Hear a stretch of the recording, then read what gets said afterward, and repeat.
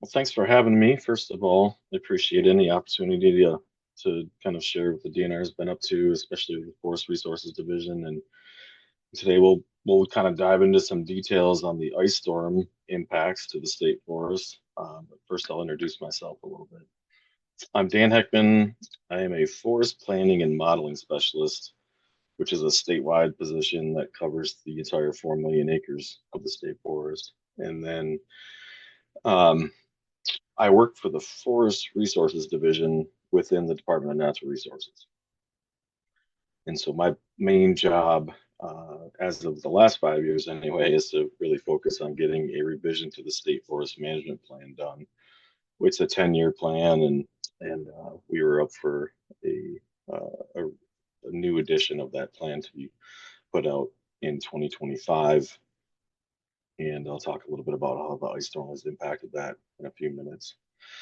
And so the other things that I do work on the forest action plan as well, which is kind of an overriding document that covers all ownerships and encourages good forest management and really channels a lot of federal funding to the states. And so that's a pretty important role of my position as well. I've been doing this job for about 6 years now. And prior to that, I was a forest inventory and planning specialist at the district level in the Eastern Lower Peninsula.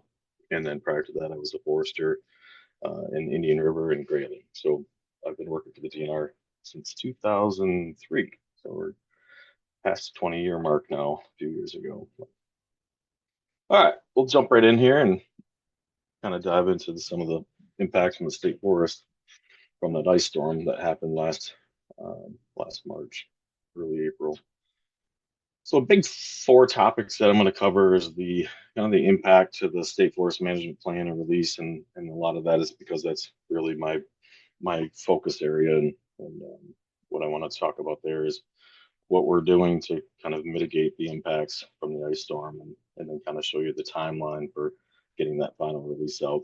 Many of you may have been part of the engagement efforts specifically related to that, so we'll talk about that a little bit. Secondly, we'll go through the ice storm impacts to the forest, and there's lots of different impacts and different aspects to this event that we can run through, and I'll show you lots of pictures and look at some graphs and charts. I'm a data nerd. I love modeling and I love data, so I'm going to bore you with some of that. Some of you may be really interested, and I'll try to keep it as brief and as high level as we can here. And I think it's really important then to talk about the plan moving forward. So this event took place. Here's the impacts. And now, what are we looking at in the future, and how do we come out of this with a sustainable forest to manage into the future? And then there's the last slide or two. I'll leave you with kind of the new timeline for the state forest management plan post ice storm. All right, there's a couple links here and a QR code. This is specific to the state forest management plan, so I wanted to give you some information here. We did the draft release on September 5th of 2024 out to the public. We did that through a webinar similar to this, and then we had 3 public stakeholder meetings, and also covered this at a Natural Resources Commission meeting in Marquette that year. This email address is still up and valid, so if you have comments and you're taking a look at the plan and you'd like to see something changed, or any comment whatsoever, you can still email that address. We're getting pretty late in the process now, but this amended version is coming out, so we will be revisiting public comment here in the next several months. So kind of keep this one stowed away and take a look at what's there now, and then look for the new release coming out, and I'll talk about when that's going to happen near the end of this. But the state forest planning website is what the QR code will get you. So if you scan that, it should take you right to that page on the left-hand side. And that's the 10-year plan that I was talking about. So the draft is out there, and I encourage you all to take a look at that. So this was the original timeline prior to the ice storm. So we were working through in September of 2024. We published that, did the live webinar, did that release. And then that fall and early winter, we closed the review period. We were compiling all of the edits we got from the public and from stakeholders and getting changes incorporated into our plan when the ice storm hit. So in March, we kind of halted work on that. We specifically started doing all of the work associated with the ice storm as far as assessing damage to stands and conducting salvage harvests, which we'll talk a lot about. Um, but but our work towards the state forest management plan revision had to take a pause. So we'll look at a new timeline near the end of this presentation so you can get a better idea of what we're looking at now. So I'm just going to run through some kind of impactful photos that I'll show you based on some of the work that we were doing to clear roads early on. The DNR put together an incident management team and worked with the National Guard to clear roads to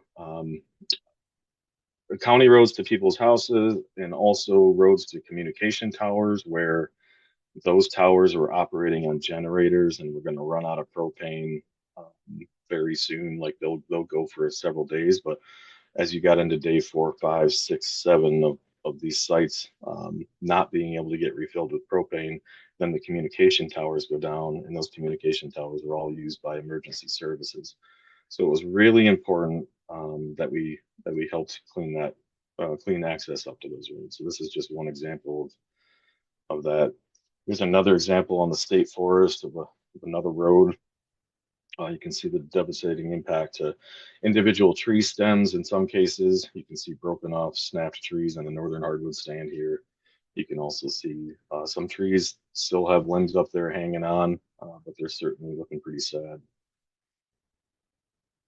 Here's an example of a planted red pine stand. This one's just north of Gaylord in one of the hardest hit areas.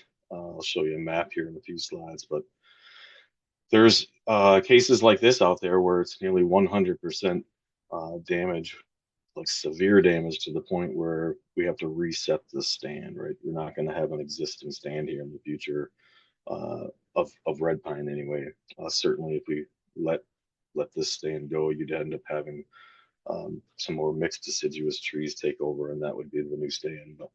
But lots of loss as far as current resource out there from a timber and forest product standpoint, and then also lots of changes to resources like habitat and things like that.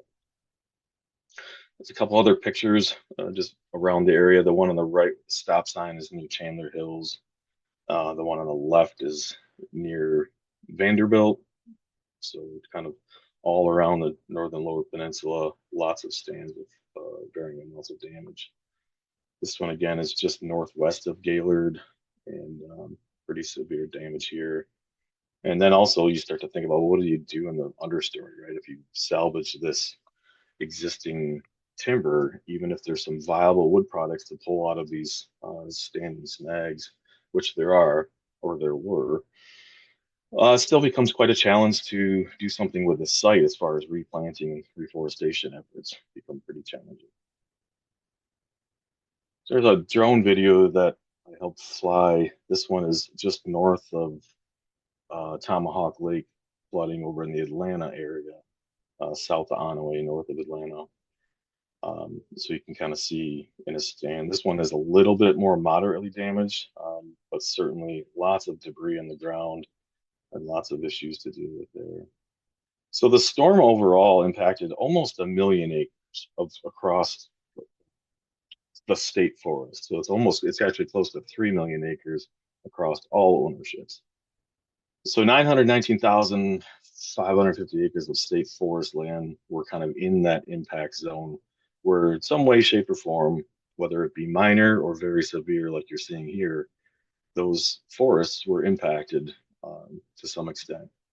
There's about 3,400 miles of state forest roads that were impacted in that area, um, which is enough to like get you to Florida and back, right? I mean, it's a pretty significant network of state forest roads mixed throughout there. There were 19 state parks, 54 state forest campgrounds, and 165 boating access sites. So the impacts to recreation opportunities were huge. And where that infrastructure is, it's pretty significant. There's also another 3,000 miles of trails. And so some of those trails are coincident with those state forest roads. Most of them are not. And so there's another 3,000 miles of linear pathway that had to be cleaned up by our Parks and Recreation Division and some of our Forest Resource Division staff. So across the board, across DNR managed lands, it was a really severe impact to the resource and to all of those areas that the public enjoys and that that you all value so much. There's a couple other shots of like this is the road beforehand, and then and kind of moving down, looking back at what's been cleaned up.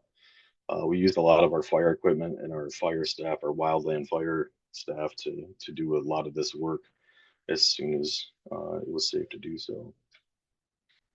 So a few more pictures of those efforts. The picture on the right hand side is actually a state forest road running through a red pine stand, and that's what it looked like, right? So that was a site. That one is kind of interesting.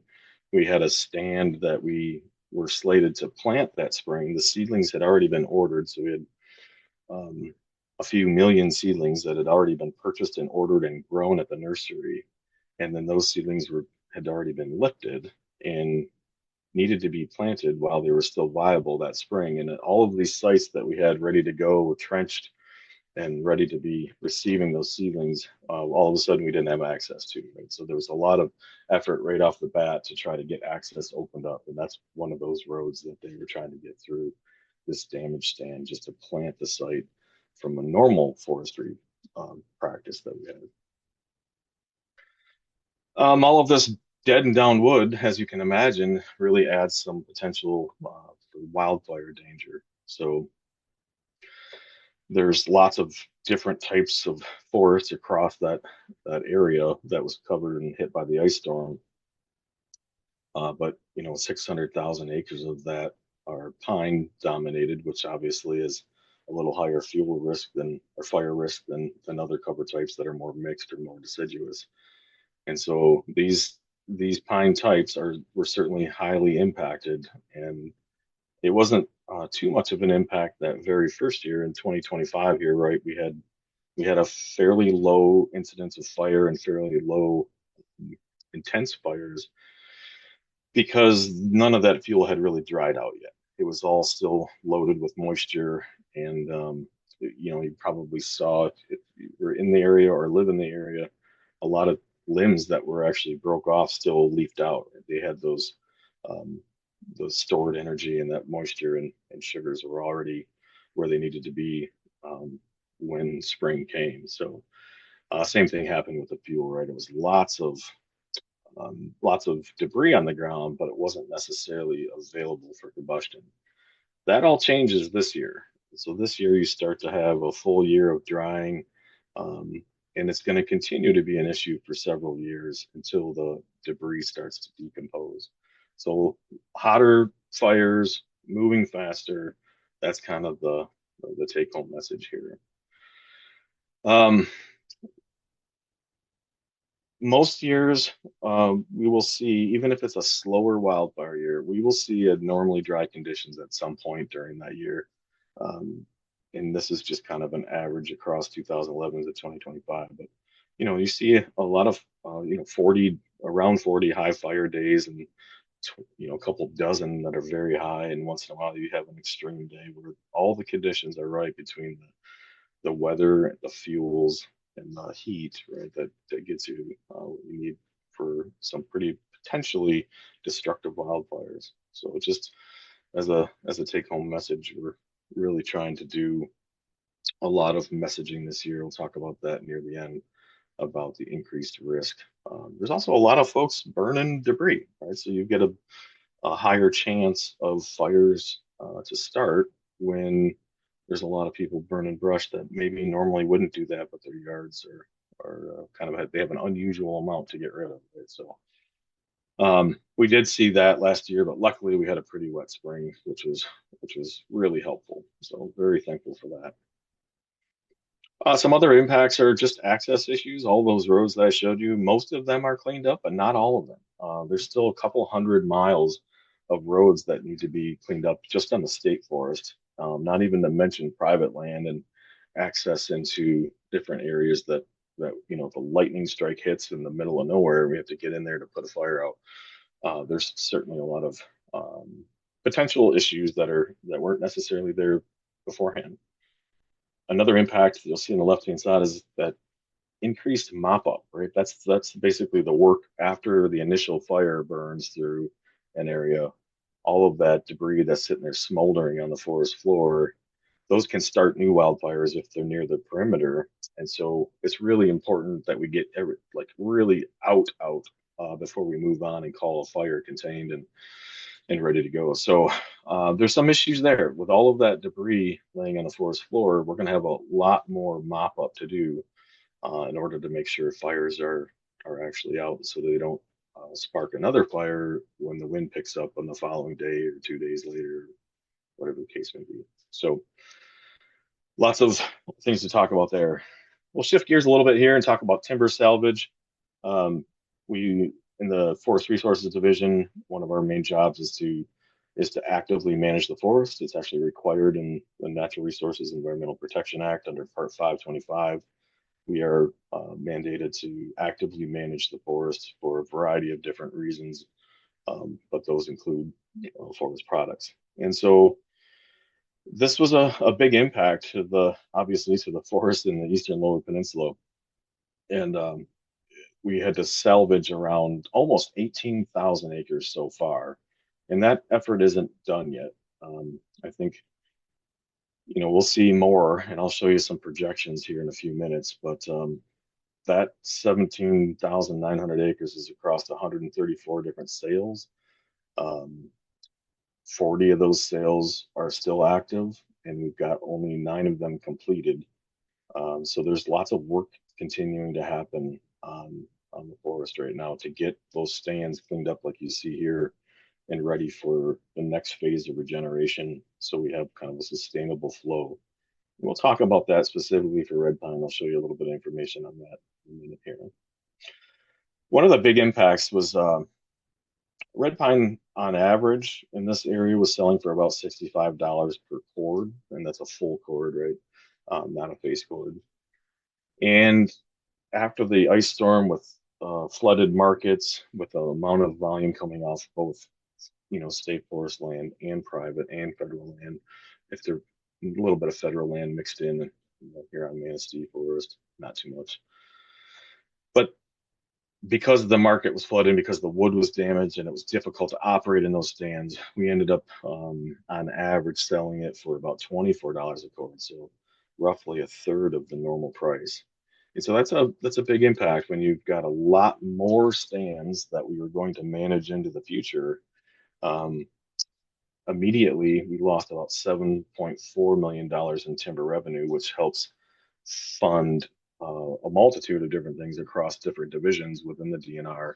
But that money is also used to replant stands, right? So the reforestation efforts that we all coordinate and purchase seedlings, a lot of that money goes towards that. The projected long-term revenue is closer to like $27 million, which means these stands that could have been thinned into the future, maybe one or two more times over the course of 15, 20 years, and then a final harvest and then replanted. If you start to look at that potential loss of stands in that future value, really the impact is closer to $30 million. So pretty impactful, obviously. So here's the map I was referring to earlier. This is a representation of the stands that we have assessed so far across this 1,000,000 acres of state forest land. So you can see the green ones, which are a little bit few and far between, are undamaged. So that means we took a look at them and made an assessment call, and those are undamaged. And then you've got the slight damage, which is by far the most prevalent category of damage across the landscape, which is good news, right? So when we took a look at all this, the slight damage is really the most apparent. Then you get a fair amount of moderate and then severe damage in orange and red, and then that complete loss is kind of a niche where these stands were submergible. They weren't really something that you could salvage anyway, and so they were considered a loss overall. And so good news here is that the slight damage is the most prevalent. There's some interesting trends if you look at this map. The reason that I put um, a hillshade in topography behind the image and kind of show that through is that the damage was certainly more prevalent on higher elevations, and it shows really well here. One good example to look at is, I'll bring my cursor on and show you, but up in Emmett County, if you look at there's a huge ridge on the east side of the Pleasant View Swamp, and then one on the west side. That's where Boyne Highlands and Nubbs Knobs sit on opposite sides of that valley. And so a lot of damage up in the hills on both sides, but not so much in the lowlands, right? And so that kind of shines through the high sand plains as you get down to Gaylord in the northern part of Crawford County, north of Grayling there. You start to see a really big pocket. This is very high elevation, even though it's not on a hill. It's flat land, but it's high elevation. And so that played a big impact. And then these lobes of kind of coming off of that in the moraines, I guess there's a lot of damage there. So anyway, it was interesting to see how that related to topography and what that ice storm did. All right, we'll jump into a little bit of data here just to kind of show some estimates in data from our assessments. So this is looking at all stands across the all forested stands, excuse me, across the entire area of the state forest. So there's 791,000 acres of forested cover types. So there's some non-forested stuff mixed into that million acres, and those are obviously not damaged from a forestry perspective. But here's a breakdown of all of our cover types that we assess and assign to the forest when we do inventory and kind of break things up into logical groupings based on the tree species that are there.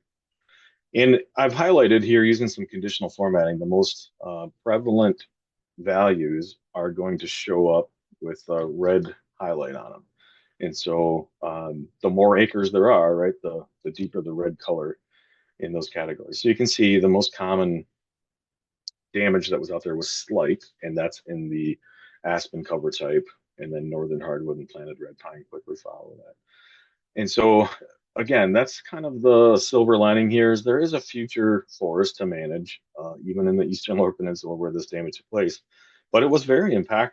And we'll take a look at a little bit more in a couple of these cover types. The planted red pine, there's 11,000 acres that we had assessed so far at the end of the fall here when this data was captured. And then in the aspen, we've got about 14,000 acres. And there's a heck of a lot more aspen across this area than there is planted red pine. So individual cover types, if you look at how much damage there was or the percent of damage, it's a little higher in planted red pine than anything else for sure. And so overall, you can see I've added up the damaged acres total. And so it's about 217,000 acres that we had assessed so far across the entire area in one of these categories of damage. So it doesn't show the unassessed or the undamaged. So that's a pretty good chunk of the ground. So diving a little deeper into the planted red pine cover type, this is an age class distribution graph where we've got age on the x-axis and then acres on the y-axis. And so this just shows the number of acres in each age class. And then I show that with the damage category kind of embedded into each one of those columns. And one of the biggest impacts and some of those most impactful pictures that I showed you came from that 60 to 69 age class, where these trees had a really high kind of incidence level of damage. So almost, probably 40% of them was either moderate or severe in just one age class. And I think what we've kind of determined is that it's the form of these trees at that age, and then just how much of that is across the landscape. There was a big effort 60 to 70 years ago to plant a lot of red pine, and that age class has already been thinned 1 to 2 times at that age, and that means the crowns were opened up. The diameters are not quite that big yet, and so kind of the tree height to diameter ratio was such that it made these trees really vulnerable to having that weight all in that foliage at the top of those trees. And once they started to bend, there was nothing kind of to hold them up. All their neighbors were just like that. So lots of damage, lots of impact, and a lot of stands, specifically in that planted red pine age class. But again, I'm going to point to this as well, a few times here. The slight damage was very prevalent across all age classes. So that's good news. There's also a lot of stands that weren't hardly impacted at all, shown in green here. And so a lot of concern across the Eastern Lower Peninsula about kind of the wood basket, if you will, of red pine, and what does that mean for that resource? And I think while this was very impactful and very destructive, when we zoom out, kind of think about things in a little bit longer term, we can make it through this. I did a little bit of work in the modeling side of things to kind of show this. So this is that same age class graph. What I'm going to do is advance this through time and show the impact. So here's the 11,000 acres if we assume that all the moderate and severe damage would get harvested. And this is going to advance through 10-year periods. And so this shows how we can work through what we've got across the landscape on merchantable timber and end up with a very balanced distribution of age classes, which is what we would normally do anyway. It takes a little bit longer to get there. This is a 100-year look at it. And I'll play that again if I can here. It'll let me. Yeah. So again, this is the initial age class distribution. We just came off a decade where we produced a lot of red pine. When we salvage this material out here, it's going to regenerate as a new 0 to 9 age class. And it's a little higher than what we would normally have done. But then we start to revert back in subsequent decades and we'll start building the 7,500 acres roughly of red pine each decade. And so the key here is that we don't run out and that there's always merchantable timber. You can sustain this over the long term. And doing the modeling work kind of shows this. So this is just one of the ways that we evaluate the impacts. All right, shifting gears to another cover type. This is the aspen age class distribution. We have a little different story here, right? The damage was almost equally spread across the 30, 40, 50-year-old age classes, which is very prevalent across the Eastern Lower Peninsula. And so there's lots of damage in those stands. But again, there's a lot of it is slight, and then a lot of it is either undamaged or not assessed yet. These unassessed stands are heavily, like I'll say, filled with acres that we haven't looked at because we don't need to. We're not 100% there on the aspen, but we have looked at the worst of the worst. So one caveat to all of this data is that we have definitely focused on the areas that were damaged, right? So when we go record information and put it into these graphs, it's definitely skewed towards the damaged stands. This isn't a wall-to-wall assessment across all the acres. This is like a focused effort to find and assess damage. And so anyway, when we do projections, and I'll show you some of that data at the end, we take that into account and try to not assume that everything that we haven't looked at is going to be as bad as what we have looked at. Here's a look at the northern hardwood cover type. This one, we're going to show it by basal area distribution. So that's the density of these stands. And so look at how well stocked they are. And so the further you go on the x-axis to the right, the more well stocked they are. And a typical distribution in northern hardwood does look like this. And what we were interested in seeing is if there was a significant difference in the lower stock stands, like there was in red pine, where if they didn't have close neighbors, you might see a little bit more significant damage. And that's not really necessarily the case. There's a little bit more in the 81 to 110 than the other two most prevalent basal area classes, but overall, a pretty similar distribution across each of those classes. So lots of damage again, quite a bit of moderate and severe that we have to perform salvage harvests on most likely, or do some targeted thinnings over the next couple of years. But we've been trying to take our time with the northern hardwoods and not jump the gun too much. There's a lot to learn about how these stands are going to react to the ice storm damage. We've been working with some partners in the Northeast that went through a storm in 1998 and trying to kind of use some of the advice that they've been providing as far as not getting too crazy with like clear cutting northern hardwood stands that were damaged by the ice storm. In some of these, there's probably not many other options other than to let the trees certainly senesce and regenerate themselves.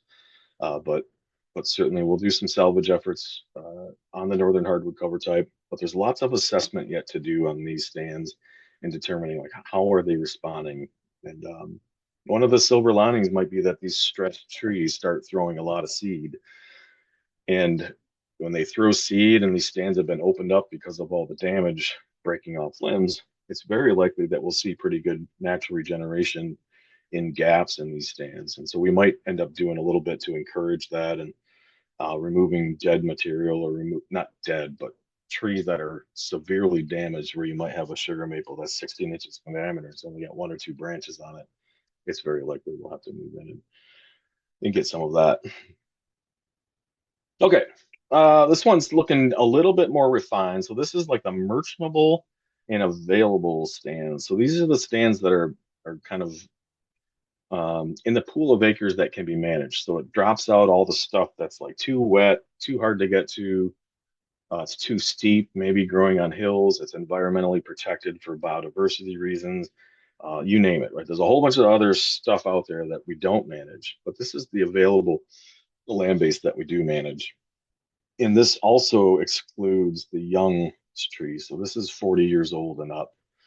And so this analysis is the same sort of analysis, but it's looking at what the wood basket contains and what are we looking at in the future. And so you'll see that there's only 390,000 acres or 391,000 acres roughly total here, but it starts to look at, is there more significant damage in these types than there was in all stands or all ages across the landscape. And so pretty similar findings. We see that the slight damage is still the most prevalent. And this is important though, because we want to make sure that there's going to be acres left over um, in that wood basket, if you will. We could take that a little bit further and this is some of the projections. So this purple box right here, this is a projection of what we think it will look like at the end of all of this. And so we're probably not ever going to assess all the stands in the next year or two. We will over the next 10 years. That's a normal inventory schedule for the state forest. 100% of it gets looked at over the course of 10 years. But what we can do is take what we've learned about the stuff we have assessed and then project that across the unassessed acres and modify it a little bit and like decrease it a little bit because of that biased sampling that I talked about, because we're looking at damage, we're looking for damage. And so this is where we think we'll probably end up. And this is really important because this is what I'm going to use to try to modify the state forest management plan and our projected harvest levels going forward to kind of mitigate what happened with the ice storm. And so we're guessing that the total damaged acres across this eastern lower peninsula is going to be somewhere around 249,000 acres. And that's across the slight, moderate, severe, and complete loss damage. And so there's some projected values. And again, these are just projections based on our estimates and what we've seen so far from what we have assessed. Again, the most common damage is still going to be slight, right? That's not going to change, obviously. And then we're still going to see like the planted red pine. When we make that projection, it's not much different from what we've already assessed because we've already looked at the vast majority of those stands. And so the projection doesn't change anything because there's not a lot of unassessed acres. It does change though with northern hardwood and with aspen because we're only about not even halfway through looking at northern hardwood and aspen. I would say at this point in time we're probably 60 or 70% through. The next column over, this darker blue, looks at damage as a percent of the northern lower overall. So you kind of zoom out and think, well, from a wood basket perspective, is there going to be, or how much of that wood basket did get damaged? And with a planted red pine, I'm going to turn that laser on so it's easier to see my cursor again. So here's the planted red pine. Severe and moderate together equal 14%. And so in the northern lower peninsula on state forest land alone, this ice storm damaged about 14% where we're likely to do something we weren't going to do in the first place as far as a restart harvest on those acres. Maybe earlier than we were planned on doing because they're in that 60 to 60 degree class. And then we can zoom out a little bit more and think about it as a damage percentage of the statewide total. So another way to look at this is that only 11% of the statewide red pine was damaged, even the moderate and severe categories.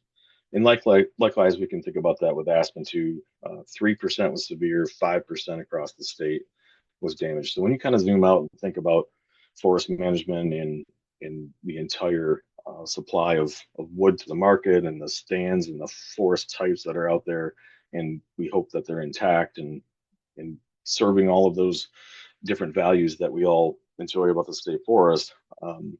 It's a little bit shinier when you kind of zoom out and put it into context.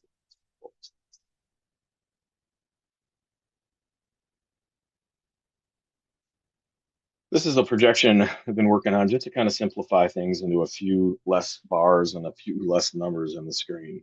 So, end of the day, aspen is one of the is the most prevalent cover type across the state forest by a long shot. There's actually 800,000 acres of aspen across the whole 4 million acres.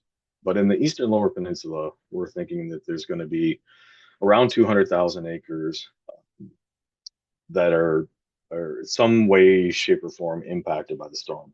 This kind of really light orange color is just very minor damage. So a couple trees with broken branches, but everything's going to be okay. And then it moves up from there to low, moderate, and severe. And then so you can kind of see how that shakes out across each cover type. Um, and this shows you how significant of an impact it was on the red pine resource, right? The low, moderate, and high makes up the majority of that cover type, whereas it's not even close to half on the aspen. These are all the other cover types combined. So these five on the left-hand side were definitely the most impacted. And then if you combine everything else, there's the bar on the right there with just kind of a pretty minor impact overall. All right, so what's next? Cleanups continuing on state forest roads this spring. We've still got a couple hundred miles to go, and um, those roads were prioritized using a whole bunch of different metrics, but that work will continue. I think by midsummer, I would say we'll probably be done with that, depending on our fire season and how many of those same staff that will be working on road clearing are tied up with wildfire response. Um, our assessment of damage continues and will continue for the next several years. We're going to be focusing on the northern hardwoods cover type, um, continuing on aspen as well, and some more of those mixed stands. The planted red pine and jack pine is pretty much wrapped up. We've done all the assessment there. And then again, the modification to the state forest management plan is also coming up. We'll talk about that in a second. So the reforestation efforts that are specifically related to the ice storm, we're very lucky that the legislature appropriated a $16.2 million supplemental to our Forest Resource Division budget specifically for reforestation efforts from the ice storm.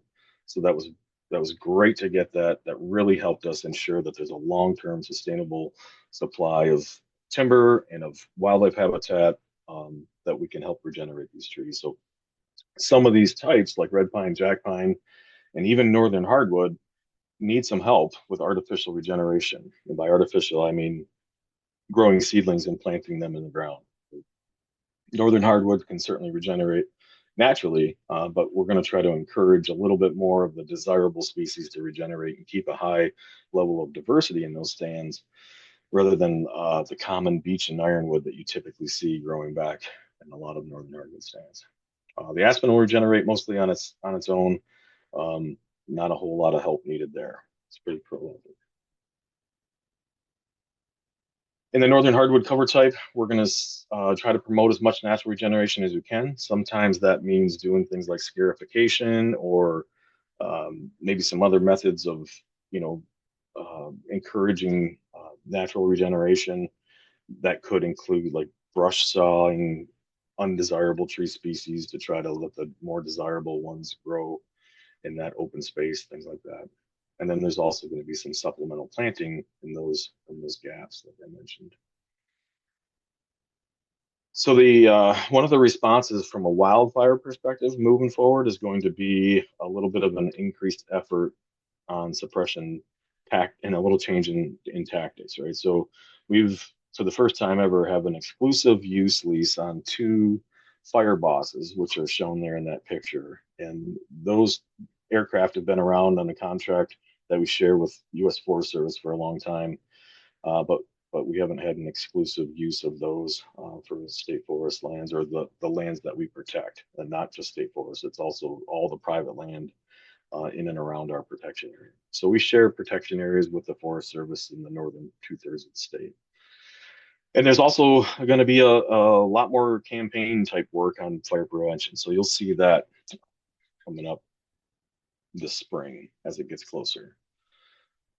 As far as the state forest management plan goes, the modeling work that I'm currently working on is we're basically creating actions in our model that represent ice storm damage. And there's some nitty gritty details about what that looks like. And then there's also some salvage harvest that we're going to incorporate in. So that's a reactionary type harvest that takes place after an event. And that doesn't mean that it's or that what that means is it's different from a silvicultural harvest, like we might do a thinning or a clear cut or a seed tree shelterwood type harvest on a stand for silvicultural purposes under normal forest management. But we wanted to bring in the salvage harvest because it changes the equation a little bit here. We have to drop our normal harvest levels to account for the extra salvage that's taking place. So that's really important. The other part is there's going to be a little bit slower growth on these stands that are damaged, right? So we can't expect things to rebound and grow when they're putting a lot of energy into healing and just growing new branches to replace the ones that broke during the ice storm. So there's lots of dynamics to this and lots of things to continue to figure out, but we're wrapping up work on this model adjustment, and we should have a new version coming out pretty soon. Which brings us to the timeline, right? So the ice storm occurred last March, at the end of March, and then through August, we kind of dealt with all of that work. And then I began the assessment data that you just got a sneak peek at, kind of created all of those categories, and we had our folks out looking at them, all the foresters in the eastern lower. We brought other folks in to fill out all that information, which gives us a better idea of what the forest looks like today and what we have to work with moving forward.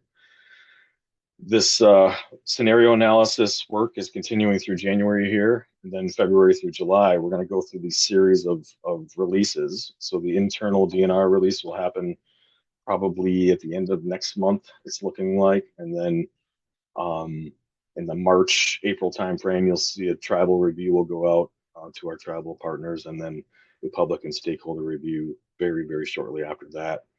And so I would expect to see by June, July, something out with and we'll tighten up those dates as we go here. Kind of keep checking that planning website if you're interested. But we should have another release out with the ice storm damage and all the other modifications from our public comment stakeholder review that we did before also incorporated. So lots of work happening on that front. I can't wait to have that completed and released.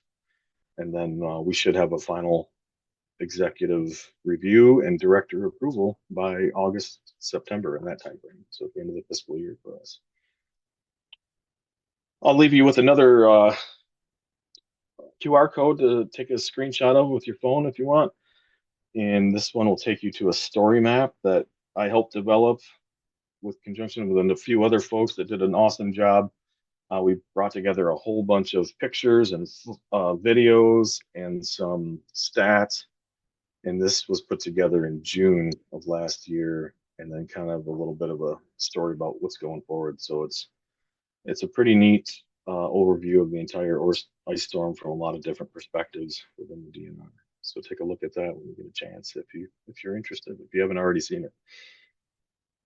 And that picture on the front of that ice storm, that's out my back porch in Indian River here. So I live and work in Indian River, and yeah, it was some pretty moments throughout all that destruction of the forest. There was actually some really kind of beautiful scenery with all the ice and the trees and the light refracting through it. So with that, Ellie, I'll pause there and